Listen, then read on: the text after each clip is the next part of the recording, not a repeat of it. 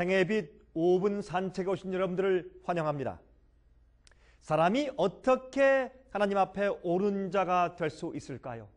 죄인이 어떻게 의롭게 될 수가 있을까요?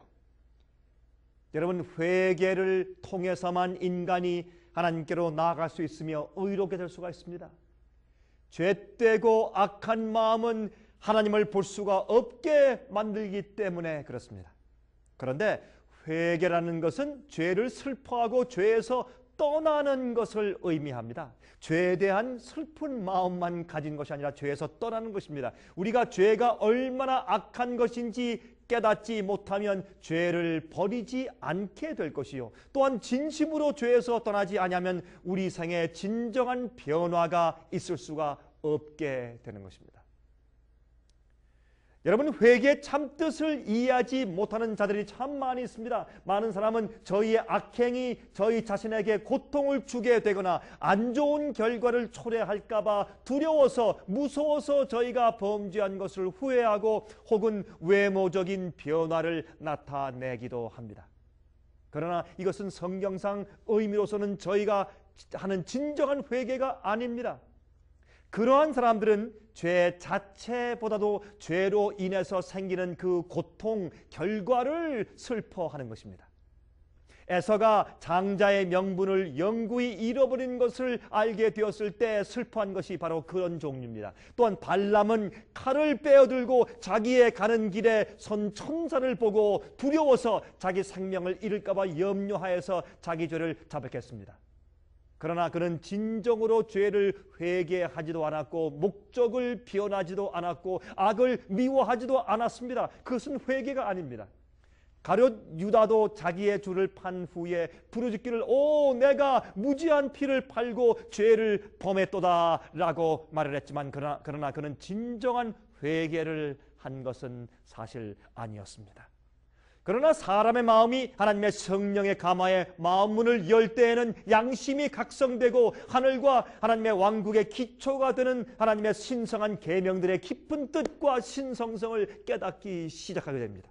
또한 성령께서 마음의 구석구석에 마음을 비추어서 암흑 가운데 숨어있는 감추인 것들이 마음속에서 드러나게 됩니다. 그래서 죄인은 자기가 얼마나 악한지를 알게 됩니다. 그래서 그는 하나님의 의를 깨닫고 자기 자신의 죄악과 불결함을 가지고 사람의 마음속에 있는 것을 살피는 자 앞에서 나아가기를 두려워하게 됩니다. 주님을 두려워하게 됩니다. 죄인은 그래서 하나님의 사랑과 거룩한 순결의 기쁨을 깨닫고 자기가 깨끗하게 되어 하늘과 교통할 수 있게 되기를 사모하게 되는 것입니다. 의가 그리워집니다. 자기 죄를 깊이 알게 됩니다. 그리고 자기가 습관적으로 지으며 살아오던 죄를 버리고 돌아설 마음이 생기게 되는 것입니다. 회개는 죄를 슬퍼하며 그 자체에서 돌아서는 것을 의미합니다. 여러분은 회개한 후에 얻게 되는 참된 평화와 즐거움을 아십니까? 여러분, 회개는 우리가 잘못한 그 행위 자체에 대해서 슬퍼하고 우리가 하나님의 마음을 아프게 한 것을 슬퍼하게 되는 것입니다. 그리고 죄를 미워하게 됩니다. 성령이 마음 가운데 빛을 비추고 내 자신의 부족을 깨닫게 되고 그러한 것을 다시는 반복할 마음이 생기지 않습니다. 그것을 버린 다음에 이젠 의로운 생을 살고 하늘의 평화와 즐거움을 사모하게 됩니다. 그것이 회개입니다. 우리가 주 앞에 설 때 의롭게 설 수 있는 유일한 길은 우리가 회개하는 것인데, 회개하는 것은 우리가 죄를 지은 그 결과를 두려워서 하는 것이 아니라 죄 자체가 슬퍼지고 죄 자체가 미워져서 그 죄에서 돌이키고 주님의 은혜와 능력을 받아서 그 죄를 그칠 마음을 갖는 것입니다. 여러분 마음 가운데 회개한 후에 용서받은 즐거움과 화평을 여러분 마음 가운데 경험하고 계십니까? 회개는 우리를 아름답게 만드는 것입니다. 제가 다음 시간 다시 뵙겠습니다.